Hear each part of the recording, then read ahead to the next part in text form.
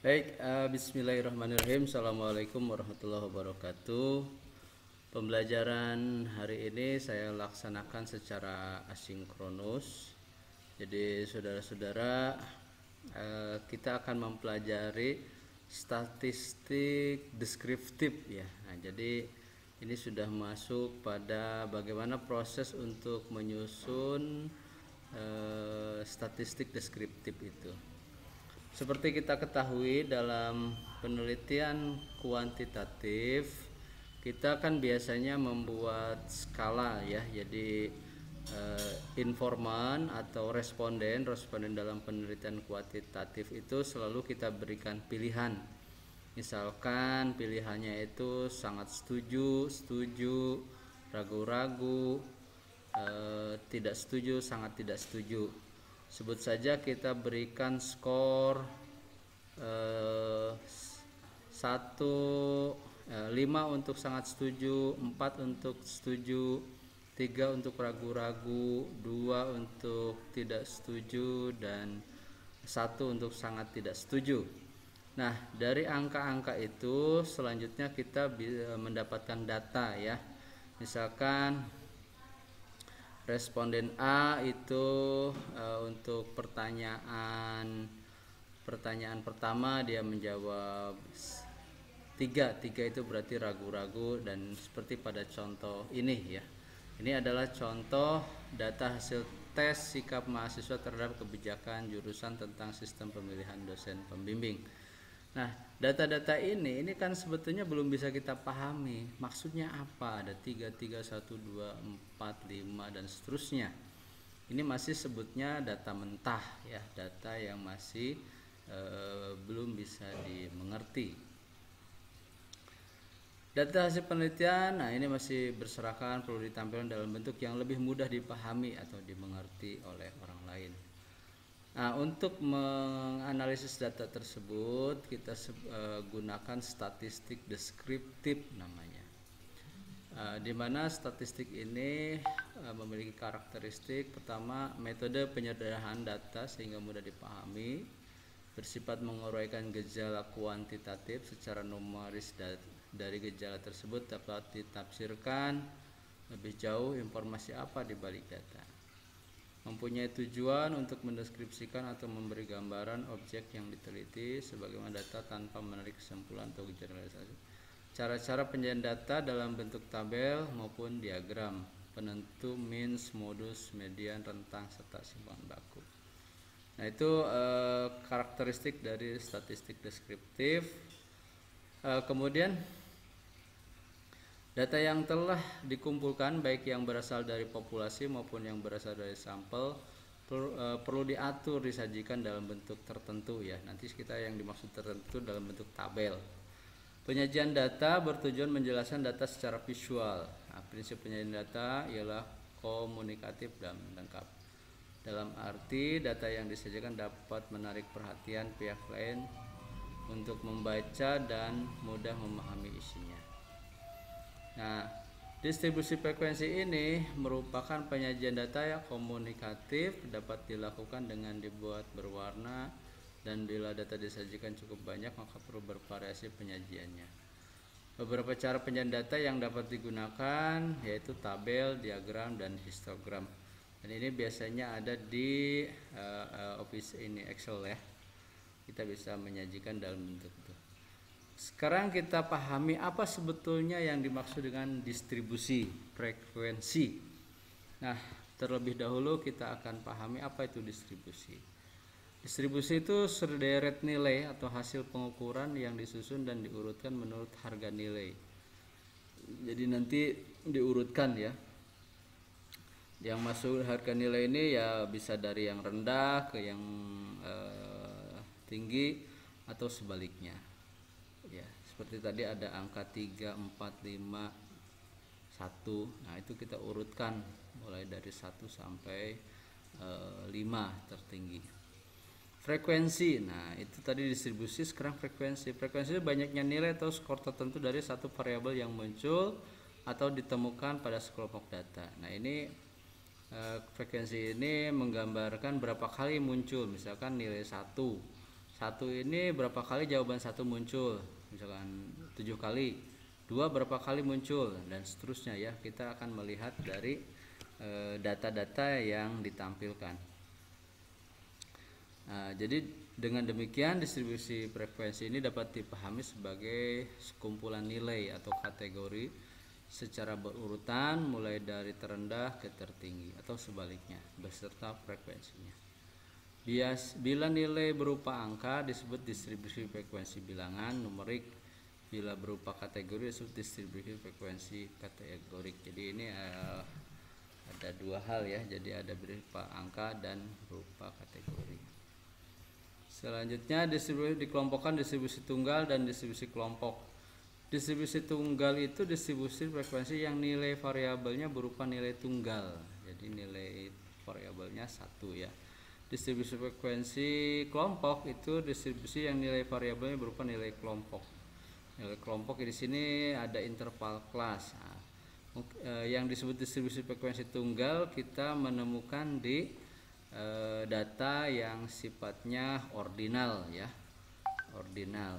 Nah, minggu yang lalu sudah saya jelaskan apa itu data ordinal, nominal, interval, dan rasio.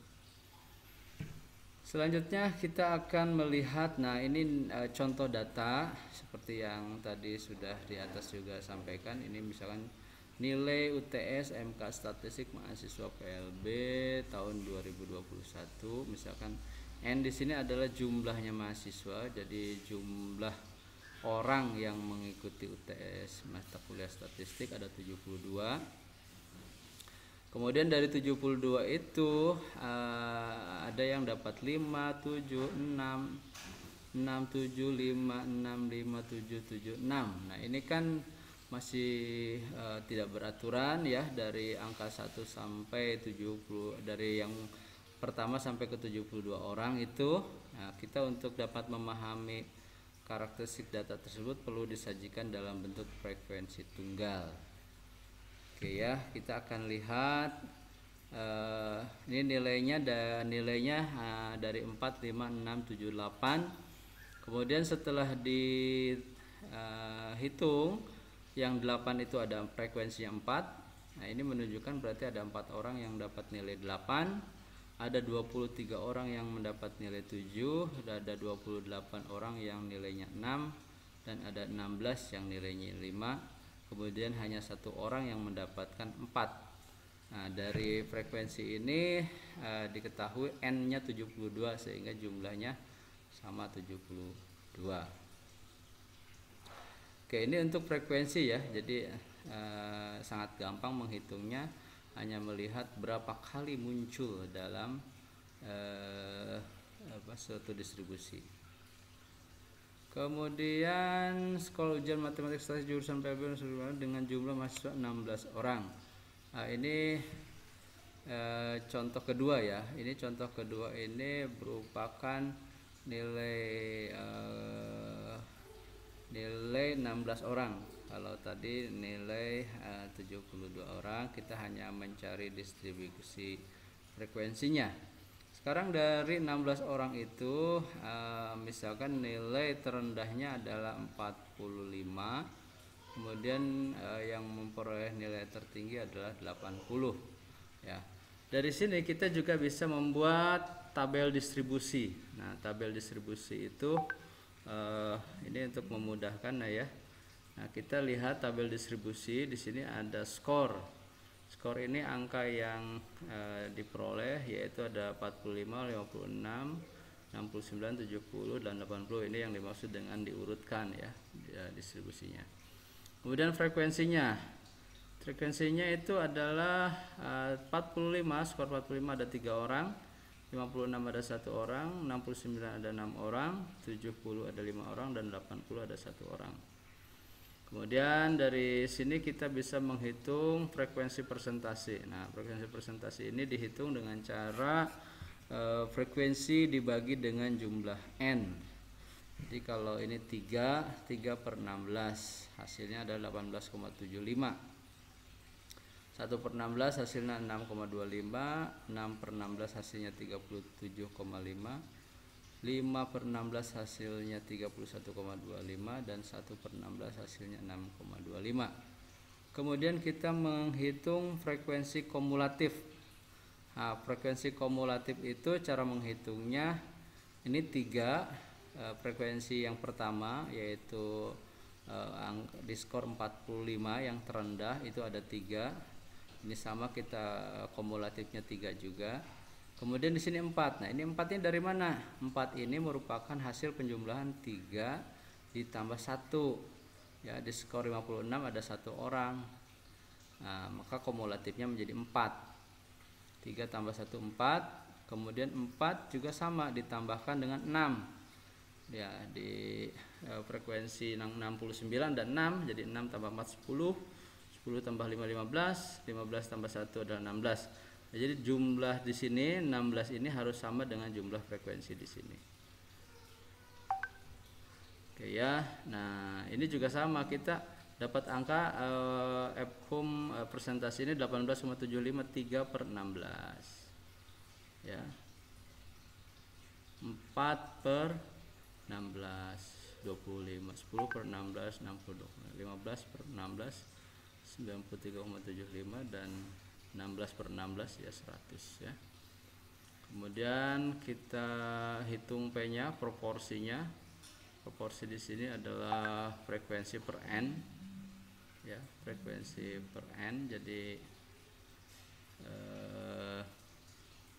frekuensi per N di sini kita menghitung 3/16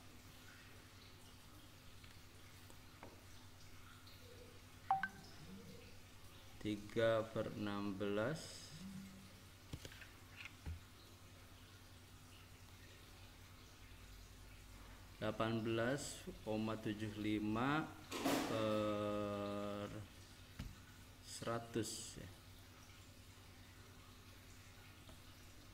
Nah, ini rumusnya proporsi F per N ya.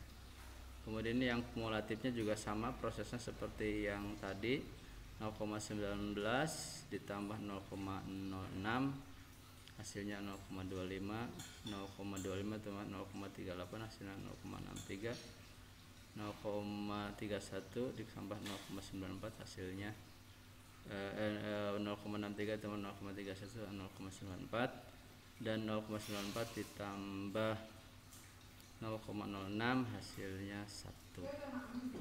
Nah, jadi 1 di sini sama dengan 1 di sini. Frekuensi kumulatif dengan proporsi sama. Nah, ini sebetulnya proses awal saja, baru kita menyusun sebuah tabel ya.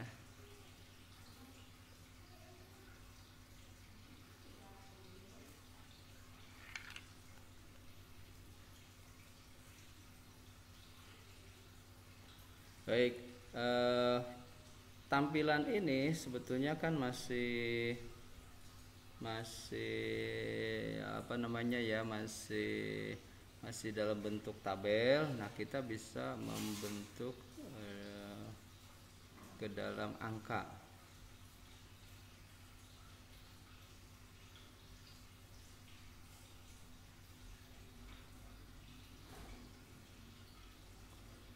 Oh ya, tadi terkait ini ya, frekuensi ini 3 diperoleh dari 3/16, kemudian dibulatkan 1,19, kemudian ini 4/16 dikalikan 100 jadi 0,25 ya.